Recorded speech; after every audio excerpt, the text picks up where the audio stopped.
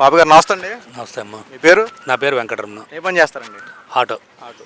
బాబు గారు ఇప్పుడు కూటమి ప్రభుత్వ అధికారంలోకి వచ్చి మొన్నటితో ఏడాది పరిపాలన పూర్తయింది. ఎలా అనిపించింది చంద్రబాబు గారి పరిపాలన?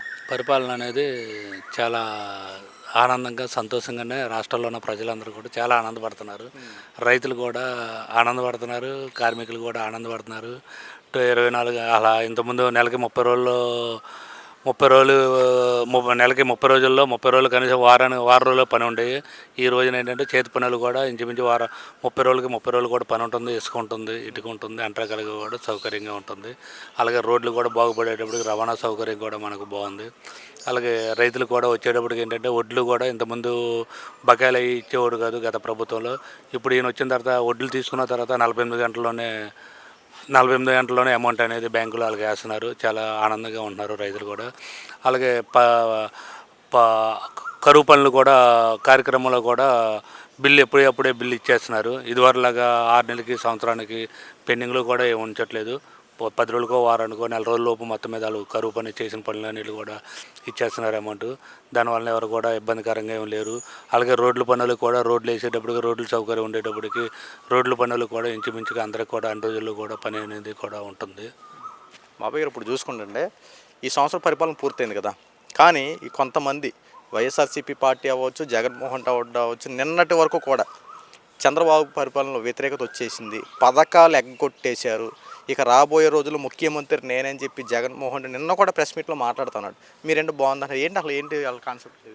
వాళ్ళు ఏంటంటే ప్రజల్లో ఏదో రకంగా వ్యతిరేకత తీసుకొద్దామని ఆలోచనతోను వాళ్ళు ఏదేదో మాట్లాడుతున్నారు. ఆయన్ని మాట్లాడుకోవాల్సిన విషయం ఏం కాదు. అన్నీ పక్కన పెట్టవచ్చు. 2035 వరకు కూడా ఏ ప్రభుత్వం రాదు. చంద్రబాబు నాయుడు గారు సీఎంగా ఉంటారు.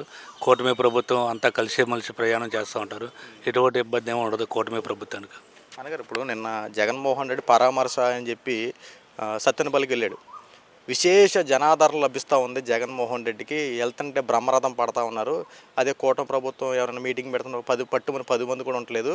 మొన్న మహానాడు కూడా పెట్టారు, దాంట్లో కూడా 10 మంది కూడా లేరు. ఇక్కడ జగన్మోహన్ పాదయాత్రలో బ్రహ్మరథం పడుతున్నారని చెప్పి మాట్లాడుతూ ఉన్నారు. ఏంటి జగన్మోహన్ రెడ్డి వెనక సైన్యం ఉందంటారా? ఏంటి నిజమేనంటారా? ఇదంతా ఒట్టిమాటమ్మ. మహానాడుకి జనాలు రాలేదన్నదే ఒట్టిమాటమ్మ. 5 లక్షల మంది జనాలు వెళ్ళారు. ప్రతి నియోజకవర్గం నుంచి ప్రతి గ్రామాల నుంచి కూడా అందరూ కార్లు వేసుకొని బస్సులు వేసుకొని వెళ్ళారు. ఎక్కడో కడపకి మనకు ఇంచుమించు 500-600 కిలోమీటర్ దూరం అయినా సరే ఓపికగా వెళ్ళి 2 రోజులు టైం వేస్ట్ చేసి అక్కడి నుంచి వచ్చారు పార్టీ కార్యక్రమం చూద్దామని. జగన్మోహన్ రెడ్డికి ఏంటంటే అల్లరి ముఖాలు అందరిని తీసుకొచ్చి అల్లరి చేయడం కోసం ప్రభుత్వాన్ని అన్పాపులర్ చేయాలనే ఆలోచనతోనే ఉంది తప్ప అందులో అనేది ఏం లేదు. కరెక్ట్గా కార్యకర్త అనేవాడు ఓటేసేవాడు అనేవాడు ఎవడు లేడు. ఏంటంటే అరాచకం సృష్టించాలి, ఏదో చేయాలి, మీడియాని మొత్తం అంతా జనాలని పక్కదారి పట్టించాలనే ఆలోచనతోనే చేస్తున్నాడు కానీ జగన్మోహన్ రెడ్డి గారు. వాస్తవం అదేం కాదండి అన్నారు. నిన్న ఇదే పరామర్శ సభకు సంబంధించి బెట్టింగ్ ద్వారా చనిపోయినటువంటి ఒక వైఎస్ఆర్సీపీ కార్యకర్త విగ్రహం కూడా కట్టించి విగ్రహ ఆవిష్కరణకి వెళ్ళాడు. ఏంటంటే అసలు ఈ విషయం? వాళ్ళు ఏంటంటే ఇంకే కార్యకర్త పోయినా పర్వాలేదు, వాళ్ళ ప్రతి వాళ్ళు కూడా విగ్రహం పెడతాననే ఆలోచనతోనే ఉన్నాడండి. మొన్న చూస్తారేంటో ఆ సైకిల్ ముగ్గురు గంజాయి కొట్టేసి కానిస్టేబుల్ కొట్టిన వాళ్ళ మీద వాళ్ళని పరామర్శించడానికి లేరు. ఈ రోజున ఇలా చేసిన వాళ్ళు ఏంటంటే వాళ్ళు జగన్మోహన్ రెడ్డి వ్యూహం ఏంటంటారు అసలు?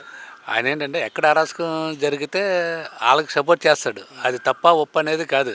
అక్కడ అరాచకం జరిగిందంటే వాళ్ళ బ్యాచే కాబట్టి ఆయన ఉంటాడు ముందెళ్ళి.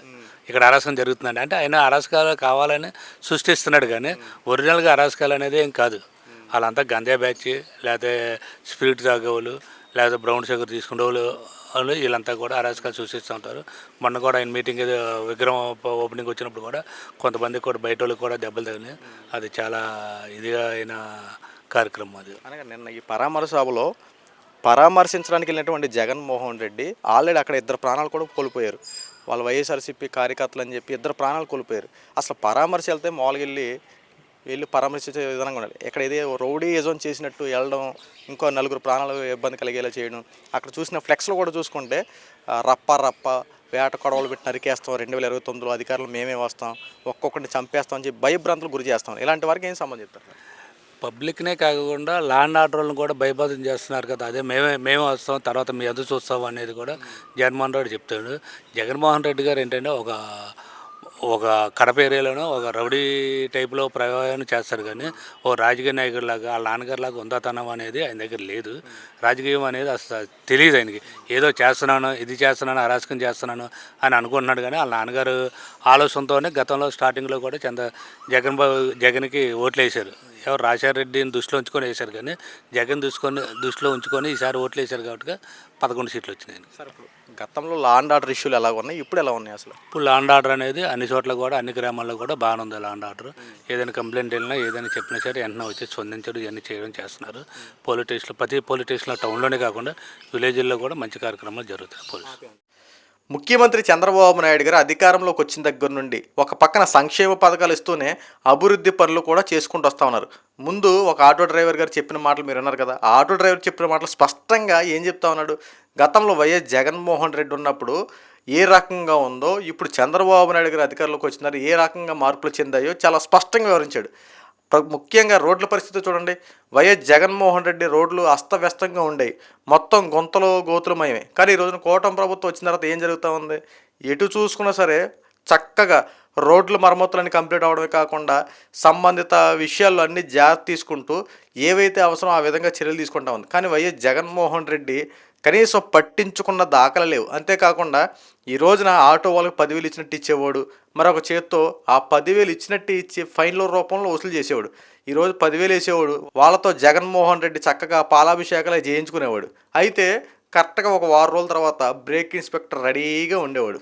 రండి ఫైన్ అని చెప్పి వాళ్ళకి బ్రేకులు లేకపోయినా, ఇన్సూరెన్స్ లేకపోయినా రకరకాలుగా ఆ ఫైన్ అని చెప్పి ఈ ఫైన్ అని చెప్పి వాళ్ళ దగ్గర నుంచి డబ్బులు రిటర్న్ ఫైన్ల రూపంలో వసూలు చేసేవారు. అంతేకాకుండా ఒకసారి గోతులు ఆ రోడ్లు వెళ్ళినప్పుడు గోతులమయం, ఆ గోతుల్లోకి వెళ్ళి ఆటో వెళ్ళిందనుకోండి వెంటనే రిపేర్లు, ఆ రిపేర్ రావడం, దాన్ని వెంటనే సరి చేసుకోవడం, ఇదే సరిపోయేది తప్ప ఆ యొక్క రూపాయలన్నింటిని ఇచ్చినట్టు ఇచ్చి మళ్ళీ ప్రభుత్వానికి దారబోసే విధంగా. ఎందుకంటే ప్రభుత్వానికి ఏదైనా వస్తువు కొంటే జిఎస్టీ వెళ్తుంది కదా, వాళ్ళకి సంబంధించిన వాళ్ళ రూపాయి ఎలాగైనా వచ్చేస్తుంది.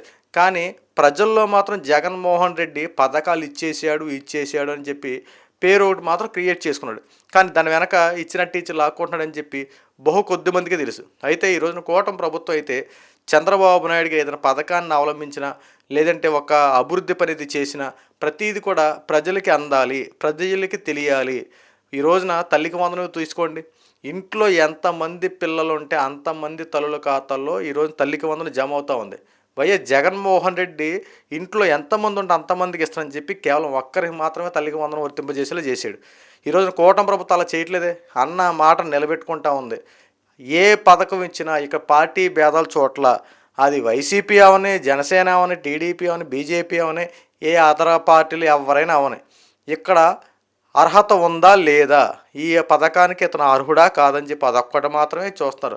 ఆ క్రైటీరియా ప్రకారం అతను అర్హుడైతే ఆ పథకాన్ని ఎట్టి పరిస్థితులు అతనికి అందే విధంగా చర్యలు తీసుకుంటా ఉన్నారు. అంతేకాకుండా ఈరోజు కూటమి ప్రభుత్వం ఏదైనా పథకం ఇస్తుంటే ఆ పథకం ప్రజల్లోకి వెళ్తుందా లేదని చెప్పి కింద నుండి గ్రౌండ్ వర్క్ చేసుకుంటూ అందరికి అందే విధంగా చర్యలు తీసుకుంటా ఉంది. ఇది కదా ప్రభుత్వం చేయాల్సిన పని. అంటే వైఎస్ జగన్మోహన్ రెడ్డి గతంలో ఏనాడైనా సరే ఇలా ప్రజలు పట్టించుకున్న విధానం ఏమైనా ఉందా?